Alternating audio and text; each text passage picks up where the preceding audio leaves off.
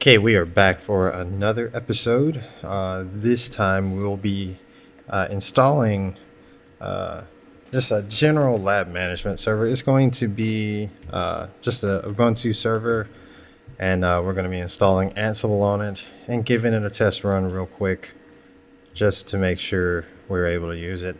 Not very complicated, but a lot of people are getting into Ansible and automation and stuff like that. The great thing about Ansible is that it doesn't require any software to be installed on remote devices. So you think of a lot of automation type agents, like maybe some people are familiar, like in Windows environments. You'll be using something like Altiris, or for those in DevOps, you'll be familiar with things like Puppet and stuff like that. Those require agents that run on the clients that you're managing with them. Ansible uses total. Ansible is totally based on remote connectivity protocols like SNMP and SSH.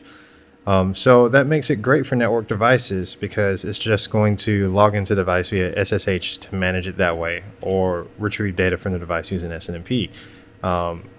And that is exactly the kind of automation tool set we need for legacy network devices that don't have APIs built in yet. So the CSR 1000V does have a basic API, but I think for most general usage, Ansible is a great start to getting a lot of configuration done on the devices. So we'll go ahead and get this started. So what we will do, I was just checking out some other stuff. We'll just jump into our hypervisor.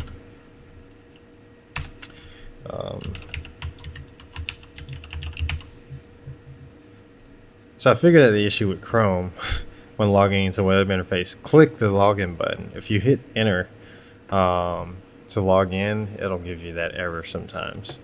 But if you click the login button, it always works. All right, so what we're going to do is create a new VM. This will be a new virtual machine. We'll just call it Ubuntu, if I can spell. And we'll be using a Linux OS family, Ubuntu Linux 64-bit. Just pick this data store is fine. We'll put 2 network adapters on it. A gig of RAM is fine. 16 gigs of hard disk space is fine. Like all the basic settings will be fine.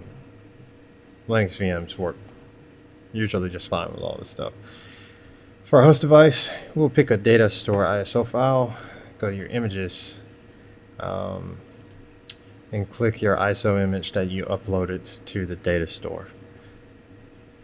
Select that.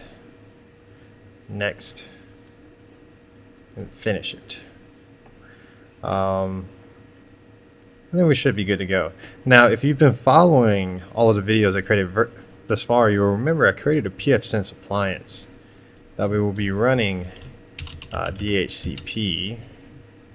And what will be great about this is, and this is why you should run it or do this.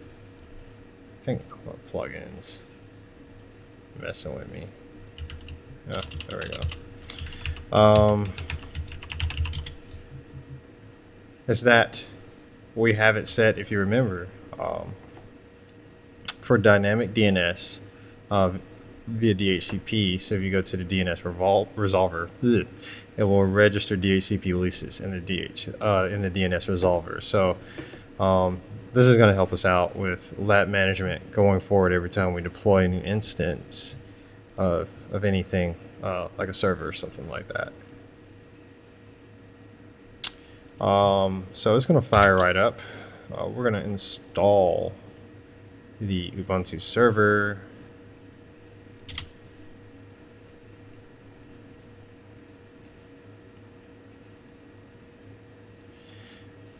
And you'll just go through the basic setup.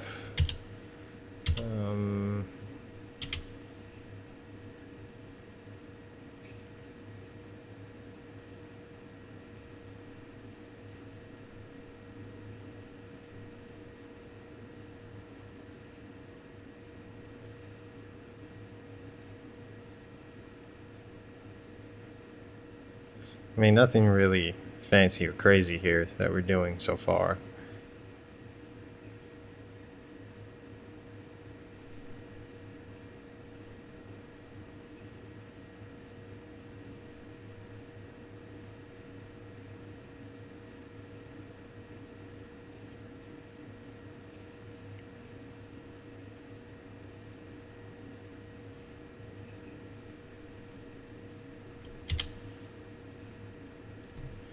Alright, so it's going to try to set up via DHCP. What we need to do is make sure that network adapter is on our VM network, because it's going to fail otherwise. So our host name, oh yeah, well that's fine. We'll just leave it as Ubuntu. Click next.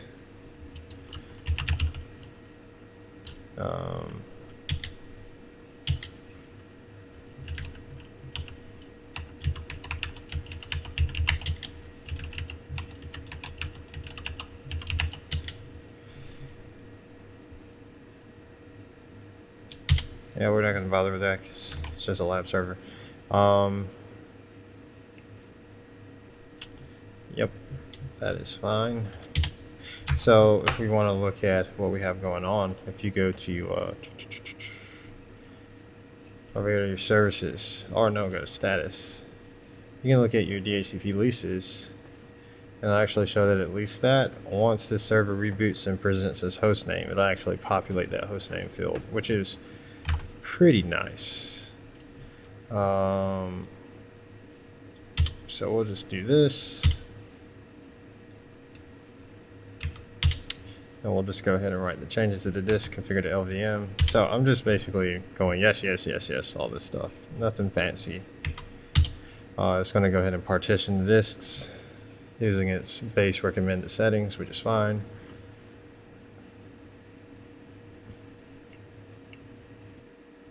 So we don't need a HTTP proxy server. We will to install security updates automatically.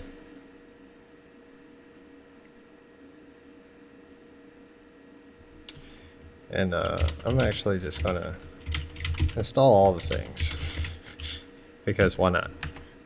I probably didn't need virtual machine hosts. Because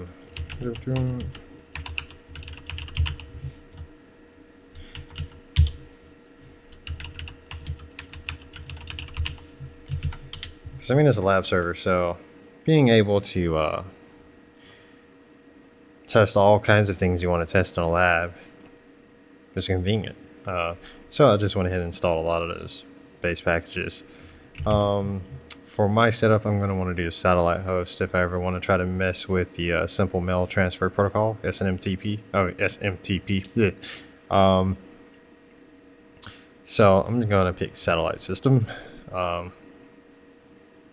because it's going to have to go to another machine or host. For those of you who are unaware, your local ISP usually blocks SMTP traffic from your home. So if you try to send out SMTP over the appropriate port for SMTP, it'll usually be filtered, and that's so people can that's so they can cut down on a lot of spam mail servers that can get spun up in people's home environments. Usually, from what I understand, not because the end user is malicious, but sometimes their computers get infected with malware or stuff like that, and they'll be running something like that behind the scenes, and that's no good. So if you're doing this from home, and this isn't like a cloud server or something like that, most likely it will be filtered, and you'll need to set it up this way.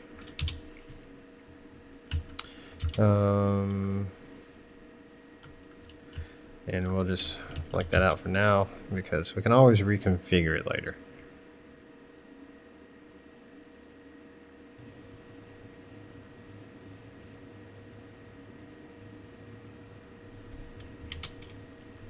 So we're going to go ahead and install the bootloader to the master boot record.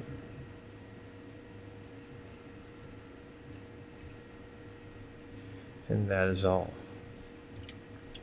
So while that's booting, we're going to go ahead and go to the Ansible documentation page. So we go to Ansible.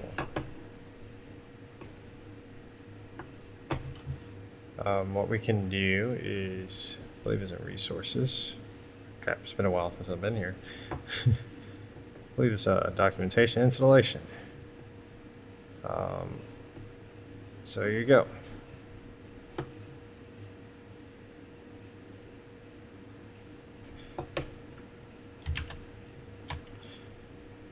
So what we'll do is just go ahead and walk through the setup.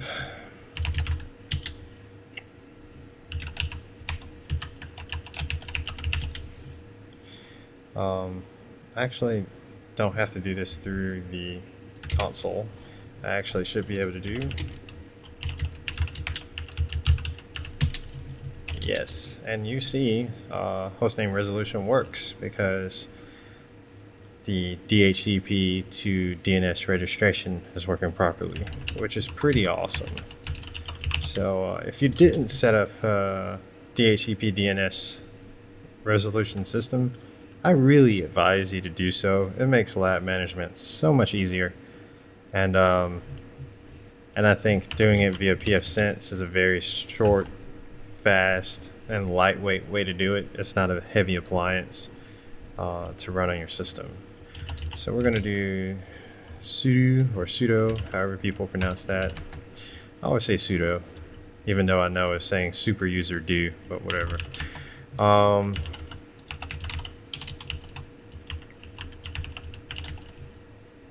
I know I can also just copy and paste it in, but I'm in a typing mood today.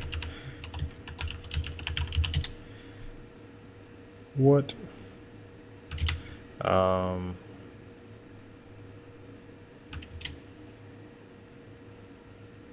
So it says it's unable to locate that. All of me? Just copy and paste it this time.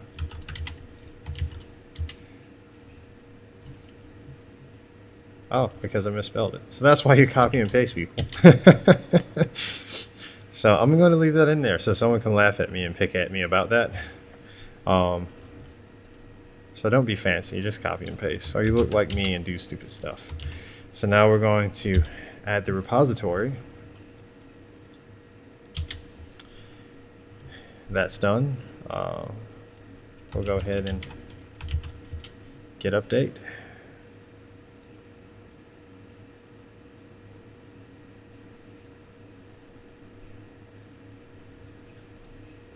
And now we will install Ansible.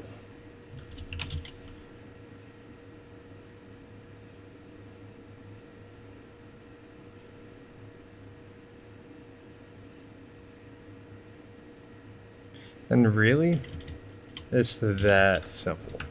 Now, for those of you new to Ansible, I highly recommend you take time to read through some of the main documentation. Part of it I would definitely recommend is understanding how to create inventory files. So it's in INI format. There is a default host file in there, but I actually recommend you create your own inventory file. So we can just do vim inventory. As a matter of fact, let's nope. Let's just get rid of the distractions.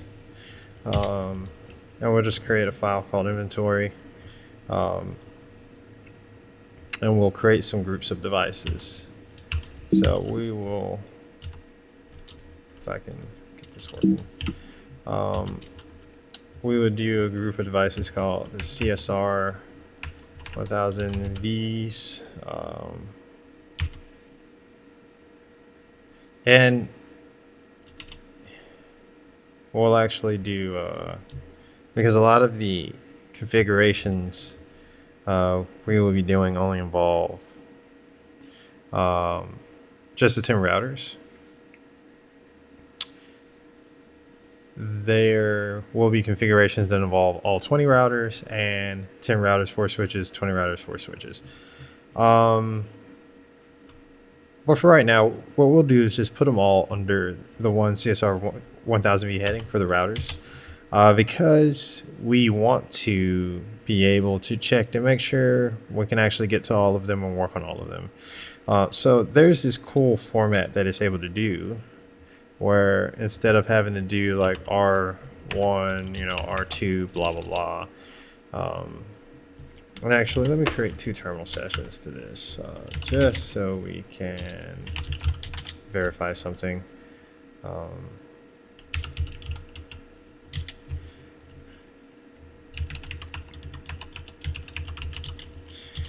We want to make sure we can ping using short names. Alright, so if we can ping using short names, we can use short names in our host file.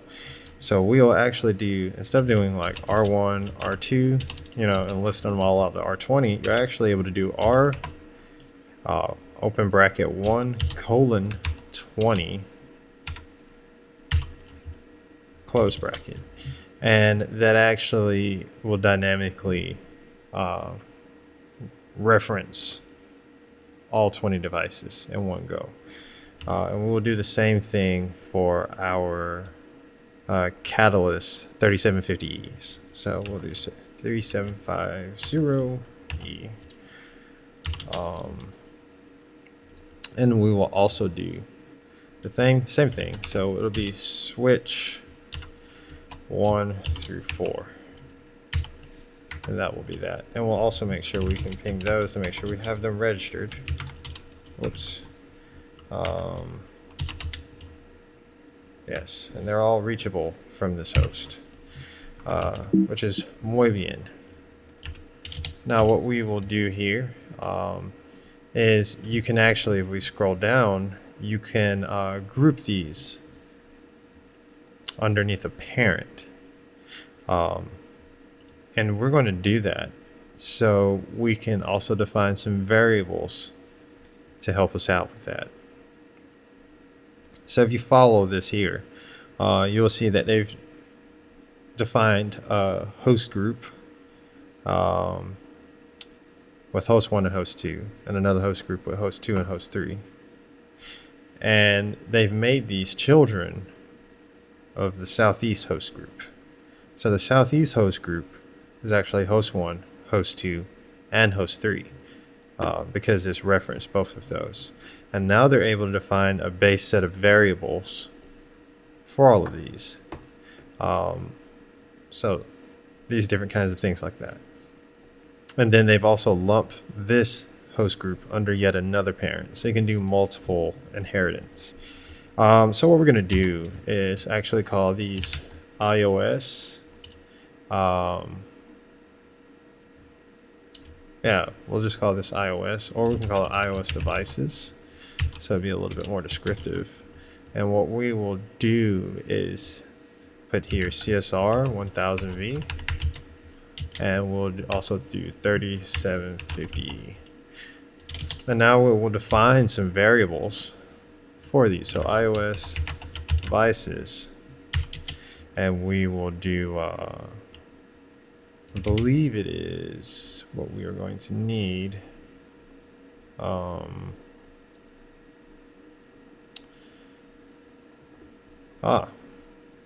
So here we go. Ansible user, the default SSH username to use, and Ansible SSH password. This is never stored as variable in plain text. Always use a vault. But being that this is just a lab, we are going to store it in plain text because we're rebels. So if you notice the pattern up here, the way to set a variable in your INI file is to use equals. So we will go down here and we'll pull these down. So our Ansible user is, oops, it was already in insert mode. So Ansible user is going to be Cisco. Our SSH password. Oops, I jumped down a little bit before. But it's the same thing for SSH connection types. Ansible SSH password is also going to be Cisco. There's also one for Ansible connection for network devices. Let me make sure this is the right one.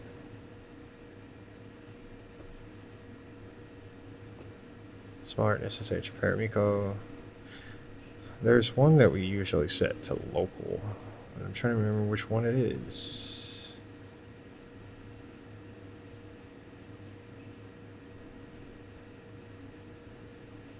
Ah, yes, it is local. And the reason why is because you're not actually going to send the playbook to the remote device. If you look here, local, this connector can be used to deploy the playbook to the control machine itself, which is going to be our Ubuntu server. That is because the remote device is unable to run Python. These iOS devices won't run Python stuff. So that means this local device is going to actually execute the commands through a shell that is going to set up when it connects to the device via SSH. I believe this is all we need. If not, you're going to see me blow this up. Now, to use Ansible, we're going to use it in Adhoc mode right now. So that means we're just going to spell out everything we want to do on one line instead of making a playbook. So you can do one-off commands like this. So what we're going to do, and if you want to see how that works, you can also do Ansible -H.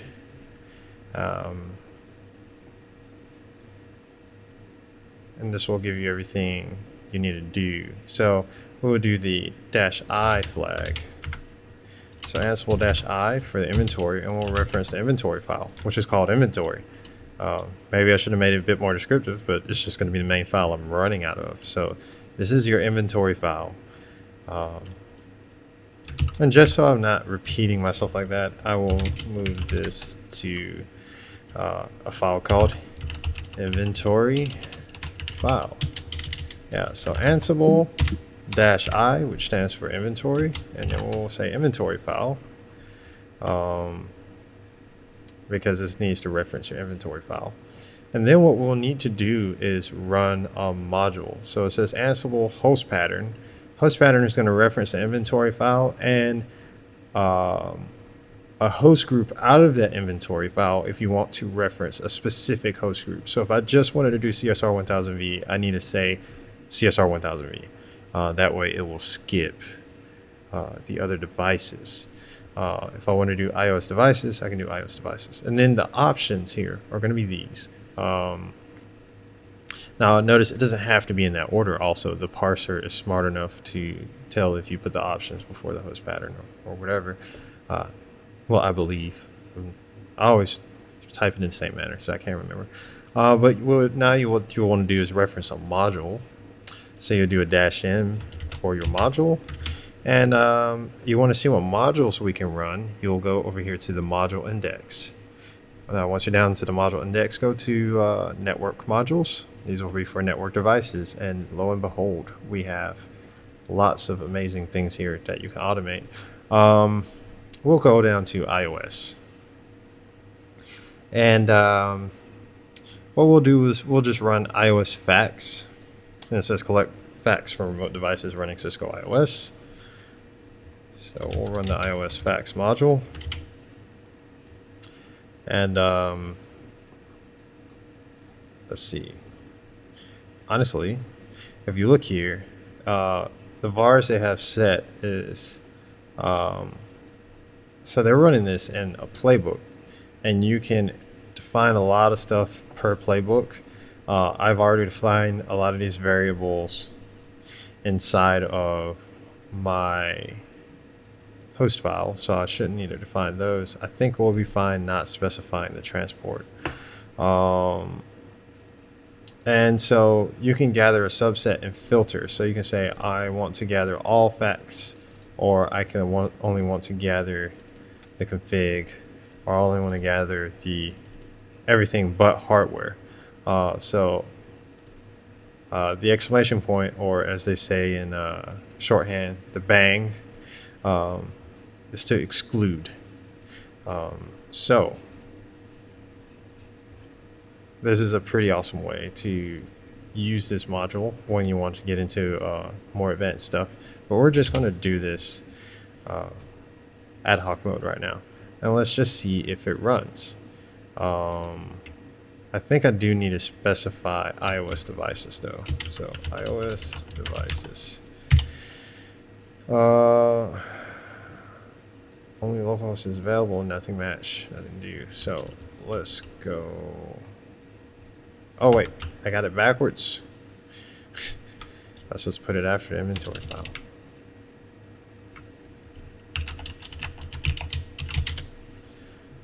Oh, so let's see. Invalid connection specified, expected connection local got SSH, and this is for which devices? So let's just try removing the Ansible part and just have it set the connection local in our inventory file. And we'll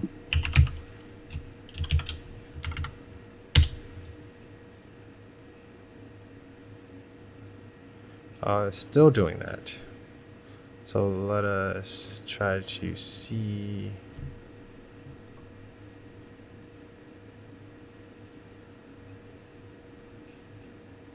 Why is it doing that? It should have been right. Oh, I know what I did wrong. Do you see what I did wrong? I forgot to specify vars. Silly me.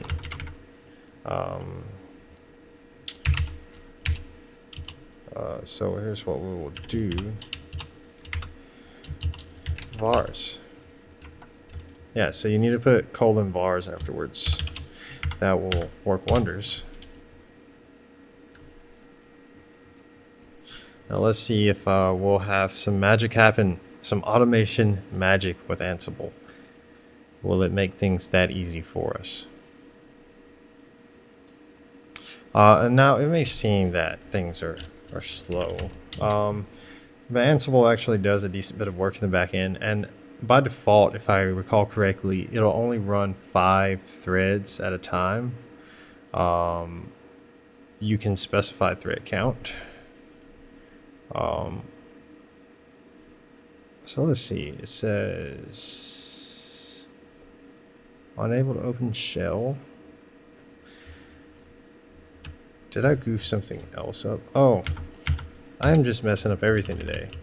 I'm actually supposed to put, am I supposed to put children there? That's a little late for me. Sorry guys. I'm really just botching everything today. But this shows you don't have to be perfect to do this stuff. Because it'll help you figure out a lot of stuff for you. There we go, inventory. Did I forget that? Yes, I forgot that because I'm being silly. Please put children.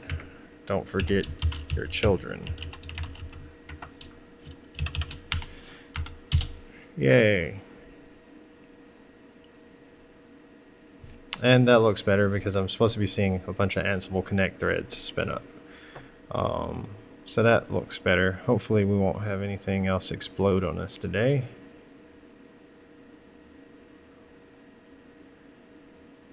So I can wrap this video up successfully and actually leave you with something you can use.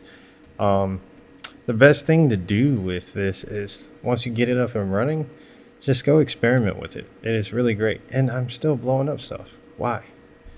And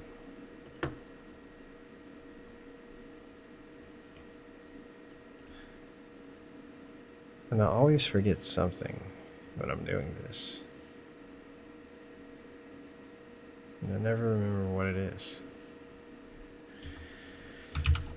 Well, hold on. Go ahead and Control C that. Well, this is important. So, Ansible actually has pretty good documentation. It would be unfair if I didn't show you some of the problems that you can go through while trying to get this running. But if you follow the link and listen to what they say, they actually can help you figure it out. So we're going to actually walk through troubleshooting this together. So we got a network debug and troubleshooting guide is saying unable to open the shell. Please see https:// network debug troubleshooting unable to open shell. So actually I could have pasted in this whole thing and it would have jumped to exactly what I needed. It says the unable to open shell message is new in Ansible 2.3. This means the Ansible connection daemon has not been able to successfully talk to the remote device. This generally means there is an authentication issue. This is a catch-all message, meaning you need to enable Ansible log path to find the underlying issues. So if we follow these steps here and enable network logging, which I've done before, you're just going to set this variable in your shell. And so what that'll do, if we look here, is saying there is a default variable, or there's a system variable that says Ansible log path, and you're going to set that to equal your home folder, which is what we're in right now. So we do print working directory, home, move on. And it's going to export it to a file, ansible.log. And you can just cat that or tail it or whatever, and it will show you what's in it. Then you need to enable debug, so you will set this variable, like Ansible debug true, and then we will run with 4 V's in the argument for connection level verbosity. So we will run what we were just doing, and we'll actually just run it on one router, R1, and we will do dash /vvv, and we're going to figure out why it blew up. So we're going to let it fail and see what happens.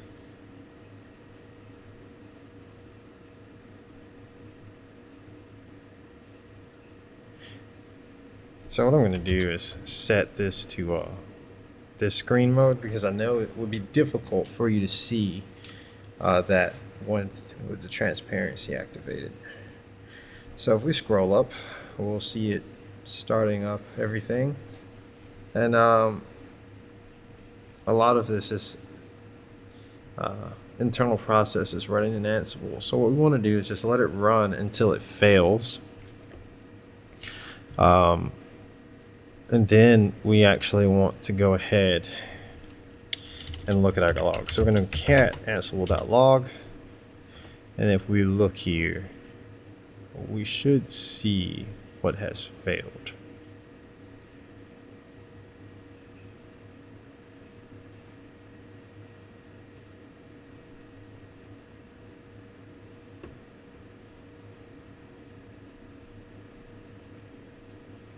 So if we go here, Paramiko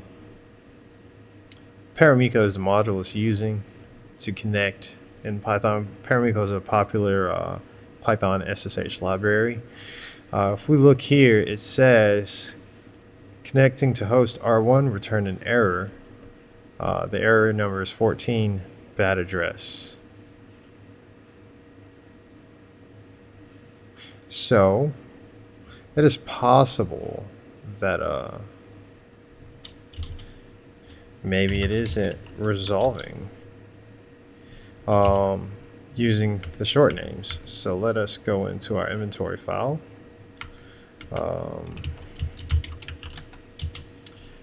And we'll put the fully qualified domain names on that to see, to see if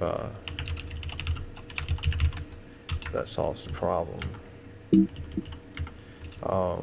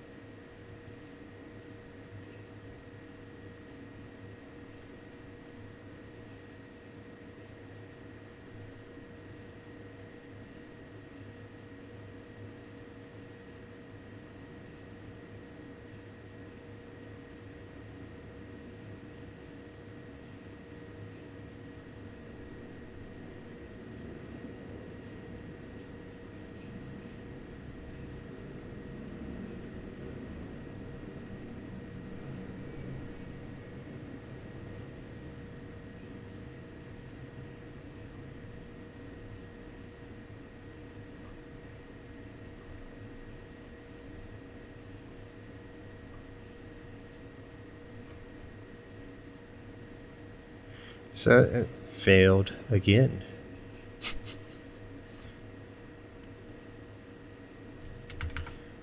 So I'm not gonna lie. Every time I go to set up Ansible and get it running, it's always a bunch of failure till I get success. Let us see what failed this time. Is this the same thing that just happened? What's our time?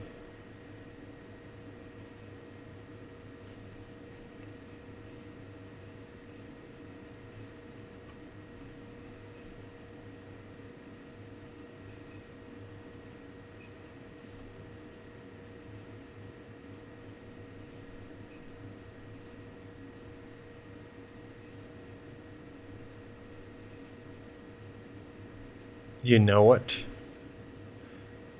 I know what the problem is. I know what the problem is. There wasn't an issue with a bad address. I know what the issue is. So what we're going to do is go back to our inventory file, change it back to the way we had it, because we can indeed use host names. And this, yeah, this is going to tickle you. So if we do SSH Cisco R1, if you look, it says the authenticity of host 10.99.0.101 cannot be established. So until this is a known host in our known host file, Ansible will not connect to it. Now you can force Ansible to connect to untrusted hosts, but naturally that is not as secure. But I guarantee you now that I have connected to that host and added it to the known host file.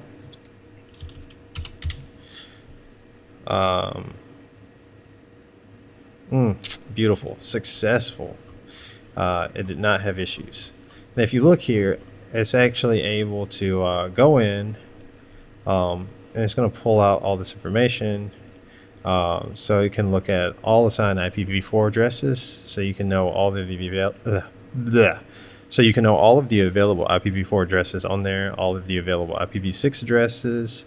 Shows you the file systems. It'll pull host name. It'll show you your interface status information, which is awesome. So this is very good for doing some basic network automation, and if you want to start representing your network via software, and being able to enumerate the status of multiple devices, you can do this. So we go down, you have all of that information available for all of your interfaces.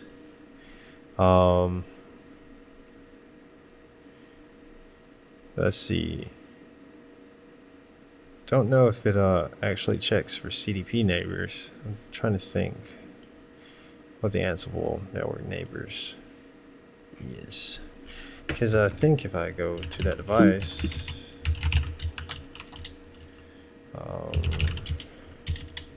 show CDP neighbors. Oh, it's not showing any neighbors. So maybe that is what that is for. I don't know. Now, so how do we solve the problem of populating our host files? Well, let's take a look, let's see if we can figure that out.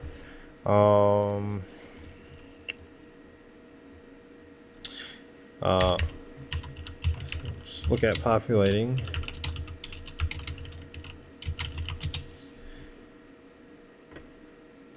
Pre-populate known host files. So if we look, they're using SSH keyscan file, which is interesting.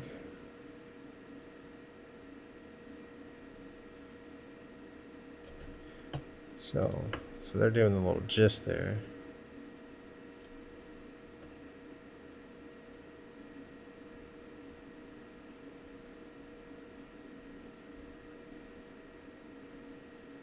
Yeah. And this is the main reason I don't want to advise you to set the strict host key option to no, because this does leave you wide open to man-in-the-middle attacks. And while these are lab environments, I don't know kind of like everything you guys are going to be running in your lab environment, or how many people are going to be accessing it. So I don't want to just straight up say, oh yeah, just turn off strict host key checking.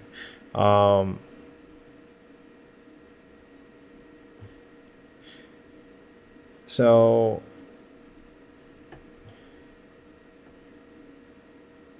let's see.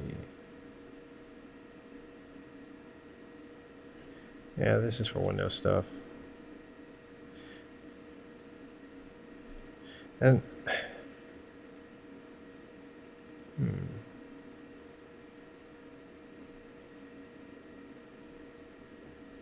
the thing is I'm trying to remember if I was.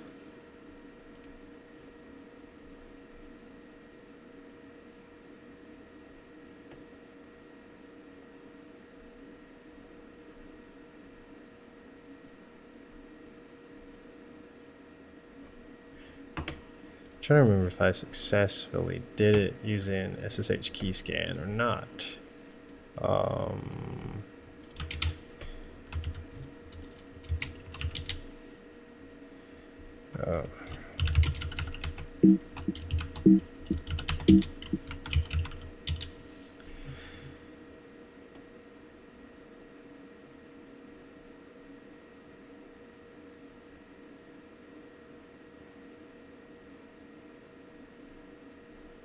So we look here.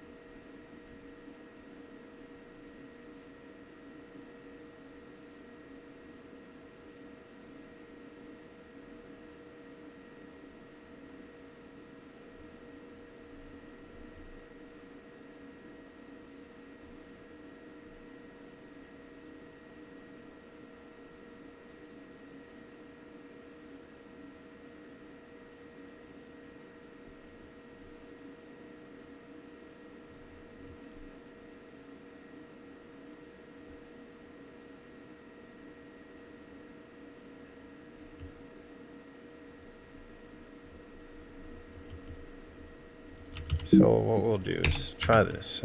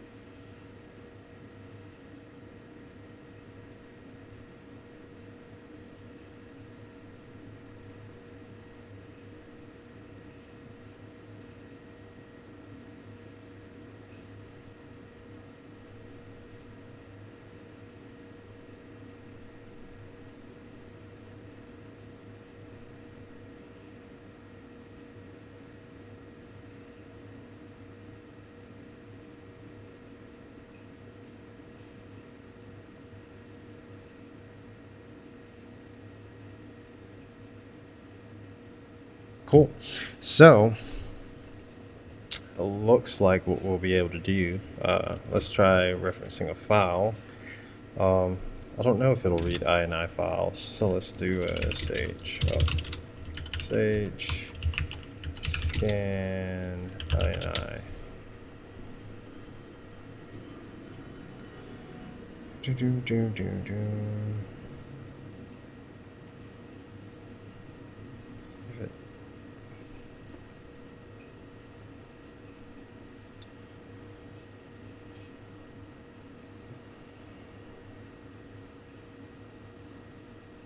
So it looks like so it's just a list of comma separated values.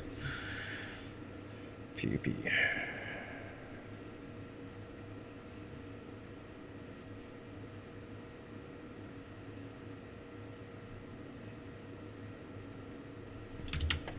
I think there's a way to solve that though. Oops.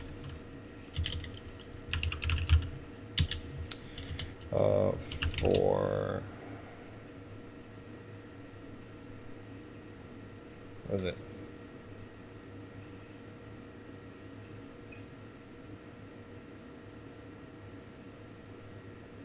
For I in, is it X range? Is X range in here?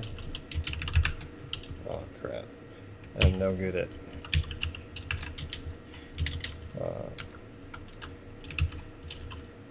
Is it? Is it pip install IPython?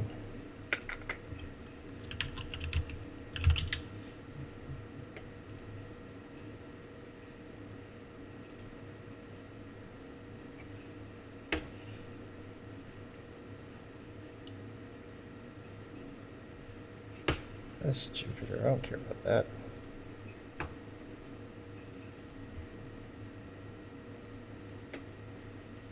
That's pip install IPython.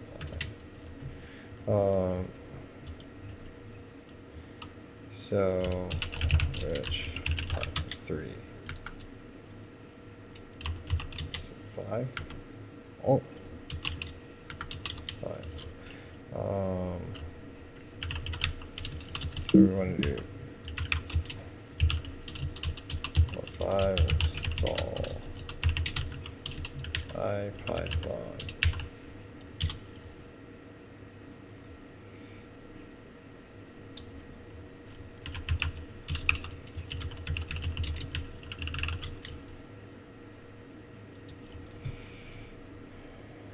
Nah.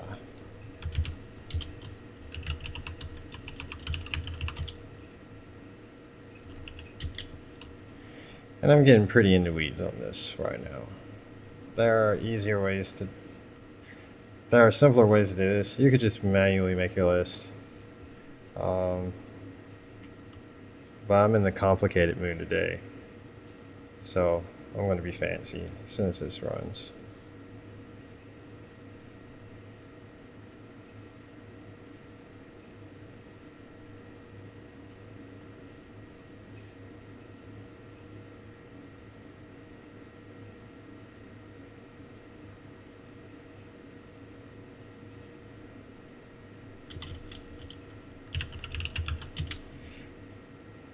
Oh, there we go.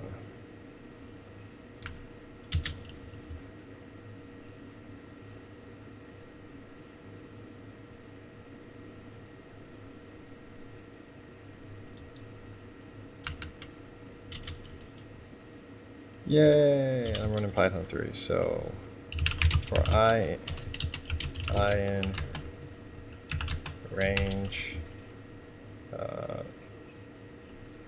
20. We want to print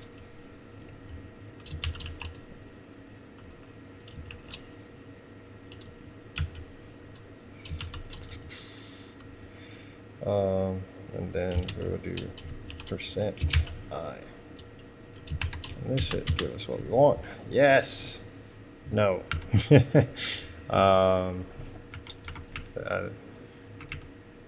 Is it 120 like that? Ah, screw it. We're gonna do it the lazy way. We're gonna do +1.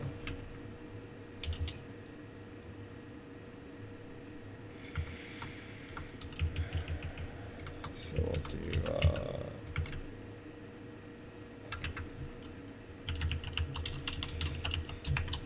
we can do this explicitly.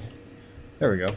So just generate our list of devices, because I don't like doing that much typing. I'm trying to save myself keystrokes, because if I keep messing with computers, I'm going to have carpal tunnel before it's all over. So the vim hosts.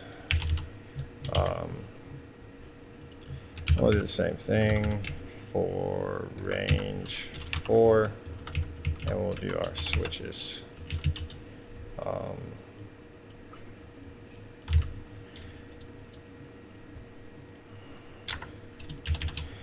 And let's do -f host, see if it'll work.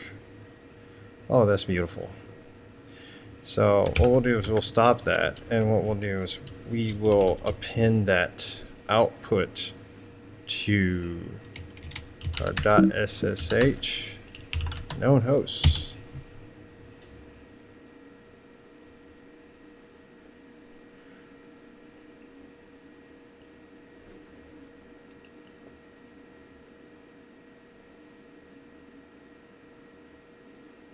And I hope it's not blowing up on the switches.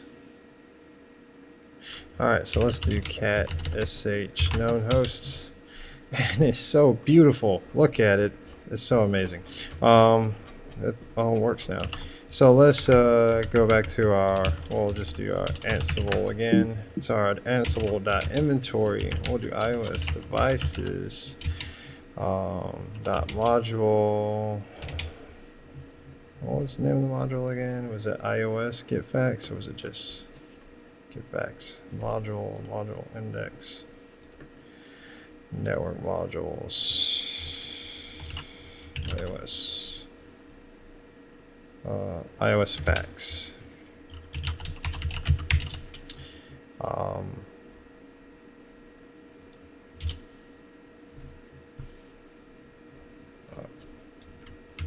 Oh, I need the inventory file. Inventory file, iOS devices. Get facts. I'm actually going to turn off the debugging because it's now not necessary anymore. So we will set this to false because we fixed it.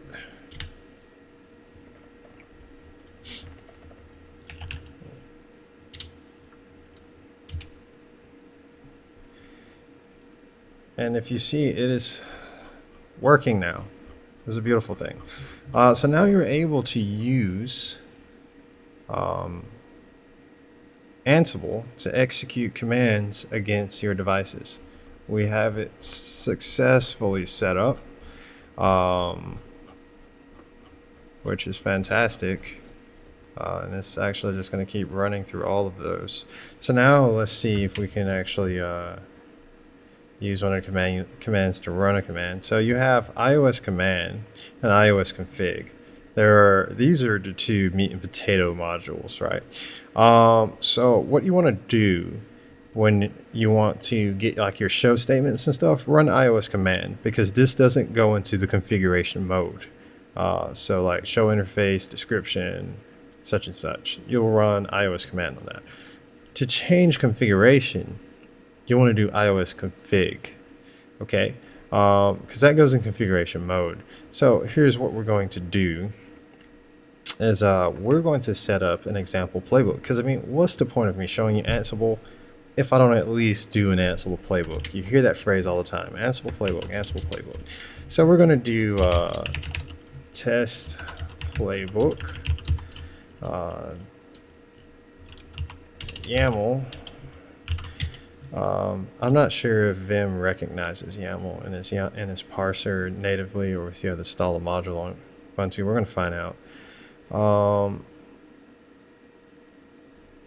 So what we're going to do here is we're going to go ahead and go this way. And what's cool is if you somehow had connection to these devices before the host names were defined, you actually set the host name here. So you see here they say we want to set iOS config, we're going to do lines, host name, and then they're going to have a variable here for inventory host name. And this is called Jinja templating, these double brackets. It uses a Jinja template parser.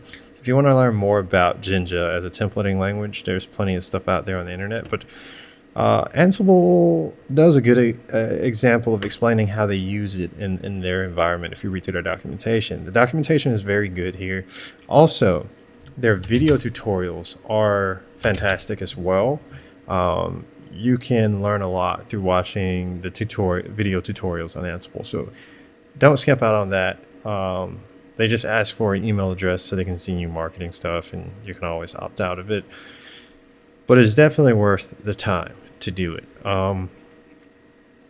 that's how I got my start into messing with Ansible, and I don't regret it whatsoever. So here, here's what we're going to do. We're actually going to set up just a test loop back, right? So let's just copy this out of here, and I'll explain what's going on as I'm doing it. Whoops, undo. There we go. So YAML as a markup language is something useful to learn. I'm trying to think, am I going to blow this up? Am I missing something? Whatever, I should be fine. So what we're going to do is we're actually going to change to this,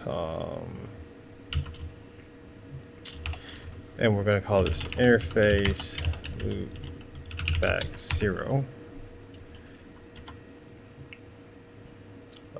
Actually, we'll just put some random number in there. And we'll just configure this on all the devices, right? And this will just be a basic one. So what you're going to do is, I don't actually have to configure this interface first. The way it works is this is kind of like a hierarchy of configuration. So it's saying, I want you to put these commands in underneath this context. So I want you to go into the context of interface loopback 7, and then I want you to put a test interface here, and I want you to run this command of description test interface, and run the command of IP address 172.31.1.1 with a 24-bit mask. Now, what if it has multiple parents? That is a good question. Well, the cool thing is you will define it as a scalar like this. With you will just go to a new line, do 2 hyphens, or however deep it is. So let's say we did EIGRP named mode, for example. So we'll copy this again, and here we're going to change this. And we're going to say configure ERTP, configure named mode, and here we are going to first define our parents, because that actually makes it easier.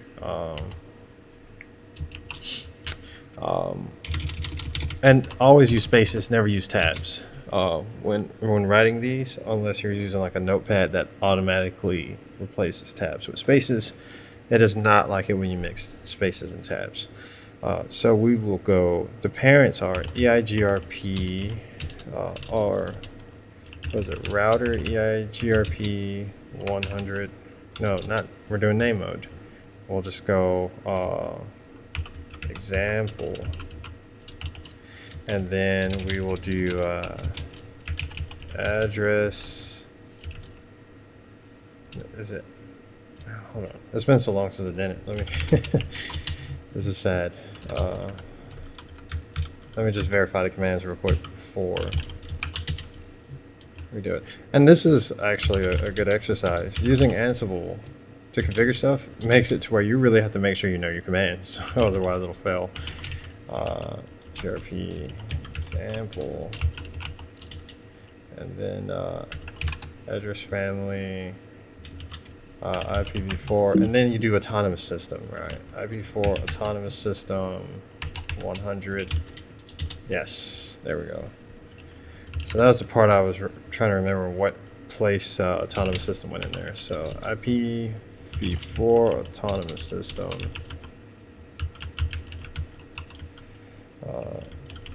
100. And what we will do is we'll actually add this network right in there. So we'll delete this and we'll change till the end, and we will go network, and I should be able to do the network statement here. Yeah, just making sure. 172.31.1.0 0.0.0.255. And that'll be our playbook that we run against all of our routers. So we don't want to run these on the switches. All right, so let's do Vim, not Vim, we'll do Ansible playbook. Cool. And then we'll do -i for our inventory file. And then we will specify the host pattern of those. So we'll do CSR 1000V. And just so you can keep up with what's going on, I'll just show you. So that is the host pattern that I have defined in there. So we will jump back to what we were doing here. So inventory file is this inventory file. Our host pattern is CSR 1000V. And then, let's see, trying to remember. Oh, I'll show you how to set the threading as well. So we do, actually,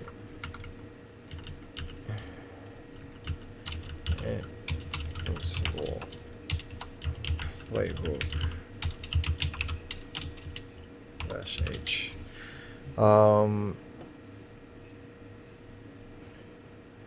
So if we look, where is it?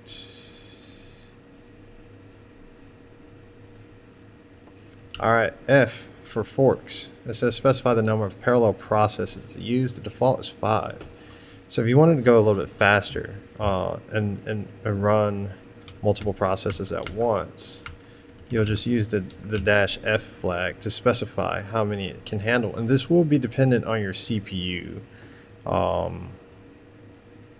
So be aware of that. So we'll do a -f and we'll do 10. So we'll do 10 at a time. And what I want to do is do top over here so you can look at the right. And we're also going to maximize this so you're able to see everything going on a little bit more clearly.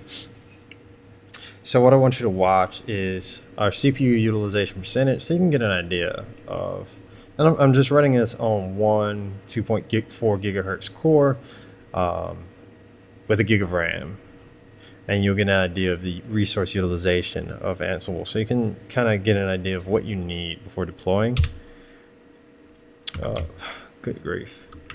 I forgot I need to specify the playbook as well. The playbook is going to be our test playbook. Wait. Oh. I know what I'm supposed to do. I'm just goofing up today, guys. In your playbook, you define your hosts, actually. Test playbook. And is it just... Hold on. Let's look at playbooks. Is it basics? Hosts.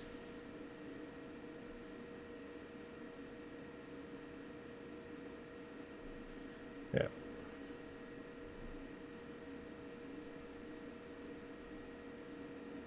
And we actually need to set that under a heading of tasks as well.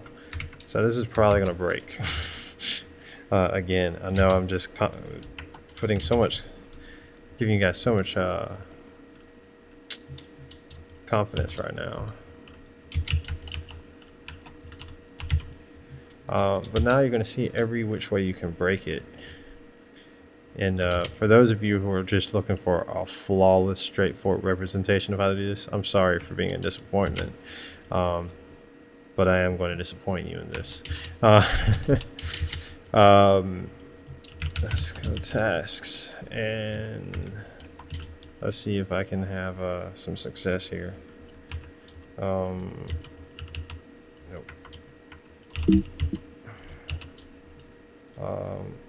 Was it? Yes. Now hopefully that won't break it. I hope it indented those as spaces and not tabs. I have a bad feeling that it's not going to actually. Blah, blah, blah. Let's see what happens. Run it anyway. because it wants to do this. Yep, so this is what I was saying. Do not use tabs. Do not use tabs, or you will anger the YAML god. So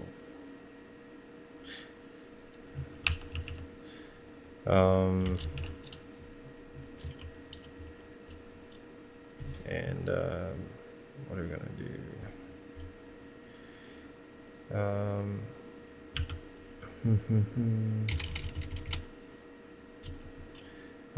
That should be enough. Oh, nope, that was totally the wrong way to do that. 1, 2, 3.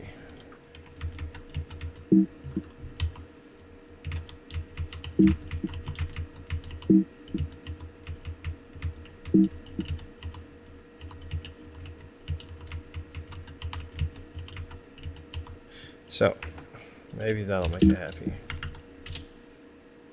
Yay!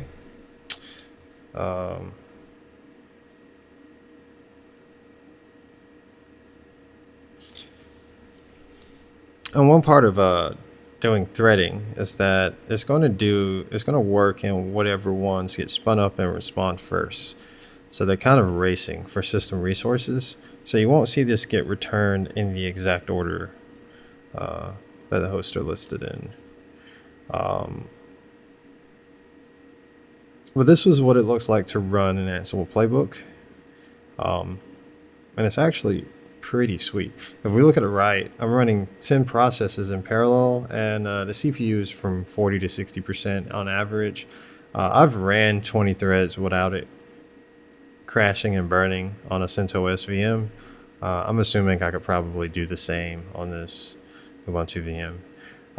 So it shows you the success rate of each task that I've defined. And that's what's cool about being able to name your tasks.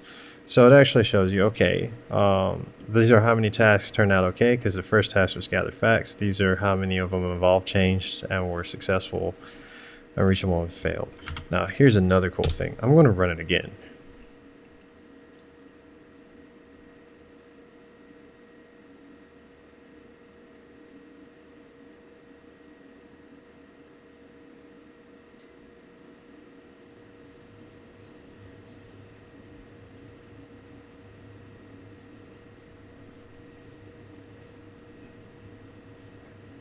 Now, as you can see, this is a very fast way to roll out a lot of changes in a topology. And you can see why Ansible really is taking off in the DevOps world, being that you can automate the configuration of servers, routers, switches, firewalls, load balancers, all at the same time. So you can literally like deploy an entire topology if you're crafty enough. And stage updates. So say you want to update your servers first, and then once they're done updating, then update the switches that are responsible for those servers. That way the servers are done updating before their network connectivity gets interrupted or anything like that. So on and so on. That's really cool. So one of the things I was expecting it to do that it didn't do, a lot of times what it will do is say that it didn't have to do any changes. And that has to do with like idempotent commands, saying that certain commands, well, I don't know if it actually has to do with idempotency.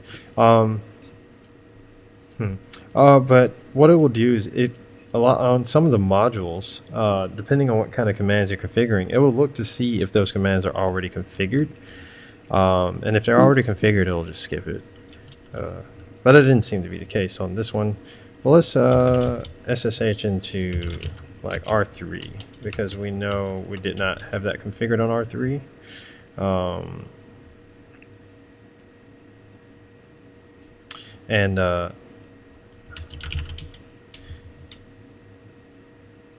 Whoops, did I not change the host name on this?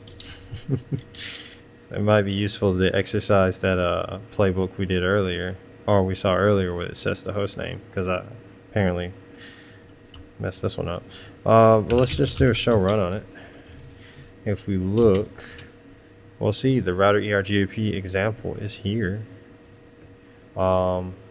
under the multiple nested hierarchy, and also our loopback is there.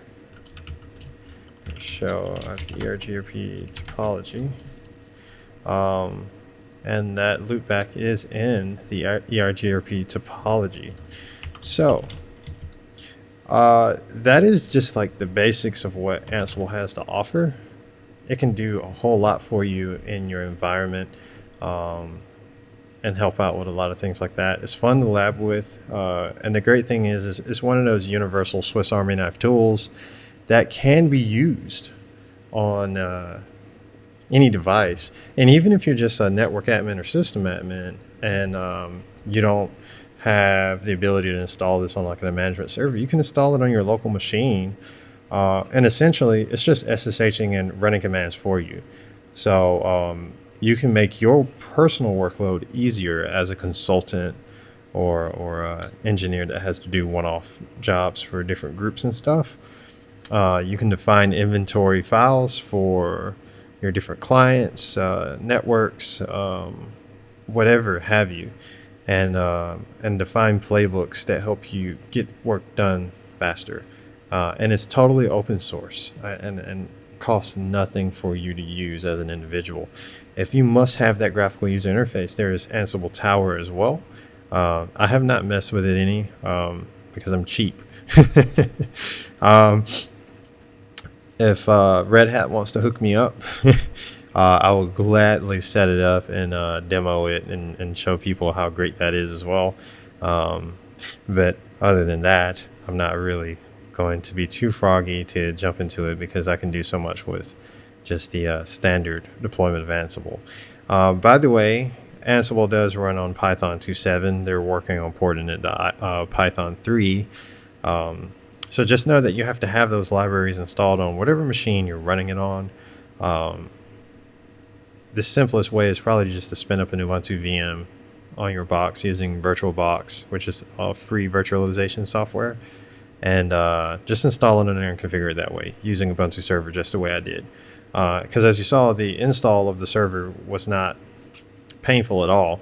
The install of the software on the server wasn't painful at all. It's just that initial configuration, making sure you have the SSH keys in the host and the known hosts, and making sure you have that base inventory file configured properly, because the network devices are picky about it. The servers aren't nearly as picky about that stuff.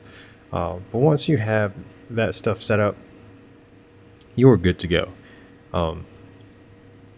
With that said, thanks for tuning in, and we will catch you next time.